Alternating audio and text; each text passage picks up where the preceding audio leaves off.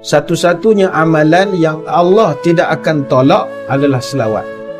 Ibadat yang lain ada masa tolak. Macam kita semayang maghrib tadi, ada orang Tuhan terima, ada orang Tuhan pulang balik je semayang ni, tak ada kualiti. Tapi kalau selawat pasti diterima oleh Allah. Betul, sepakat para ulama, siapa saja yang membacakan selawat dalam rangka memuliakan Nabi tetap diterima oleh Allah.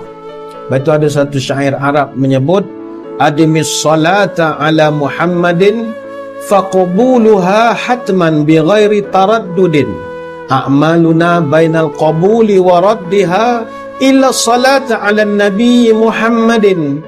Bacalah selalu selawat, sebab selawat pasti diterima.